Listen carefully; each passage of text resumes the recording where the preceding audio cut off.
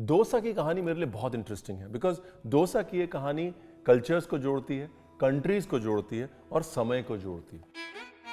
तमिलनाडु और कर्नाटक में हमेशा से ये कॉन्वर्सेशन रहा है कि डोसा किसका है। तमिलनाडु वाले ये कहते हैं कि 5th सेंचुरी से ये प्रूफ है कि डोसा हमारा है। अगर आप कांचीपुरम टेम्पल चले जाएं, तिरुपति टेम्पल चले जाएं, वहां पर रिटन प्रूफ है। संगम लिटरेचर में डोसा के बारे में लिखा हुआ है। कर्नाटक वाले ये कहते हैं कि हाँ भाई, मानसोल्लासा में डोसा के बारे में लिखा हुआ है, जो बाद में लिखा गया है। और डोसा का जो इन्वेंशन है वो उडुपी में हुआ। सबसे पहले तमिलनाडु से शुरू करते हैं। देखिए, तमिलनाडु में अगर डोसा बना, उसका connection actually Jakarta, Sumatra, Indonesia से है। क्या है कि पुराने टाइम में इंडोनेशिया एक हिंदू किंगडम होती थी, बहुत इंटर मैरिजेस होती थी। चावल के फर्मेंटेशन का जो आइडिया है, जो प्रोसेस है, उसको कंट्रोल करने का थॉट है, वो ये कहा जाता है कि इंडोनेशियन क्वींस अपने साथ लेके आई इंटर मैरिजेस के बाद, और वहीं से इडली डोसे की शुरुआत हुई।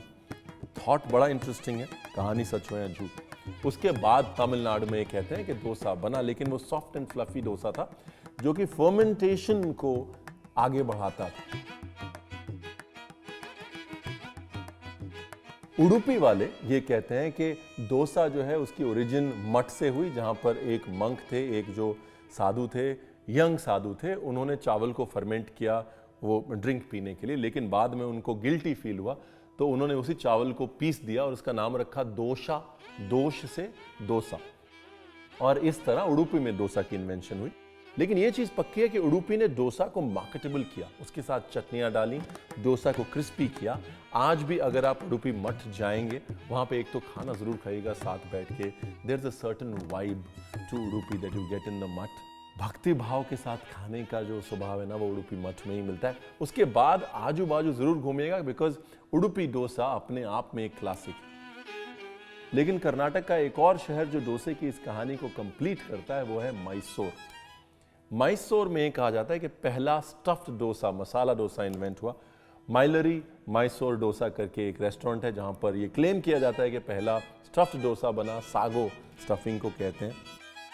कहानी सच हो या झूठ, लेकिन जरा इमेजिन कीजिए कि 2000 साल में एक ऐसी डिश इवॉल्व हुई है जो कि कॉन्सेप्ट में इंडोनेशिया से चली, जिसने अपना स्थान तमिलनाडु में पाया और जो दुनिया में कर्नाटक के रास्ते फैली। That is the power of dosa. अगली बार जब डोसा खाएंगे ना, तो 2000 साल पुरानी हिस्ट्री रिवाइज कर लीजिएगा, नहीं तो एटलीस्ट एक बार मुस्कुरा लीजिएगा उस 2000 साल पुराने डोसा की उम्र पर।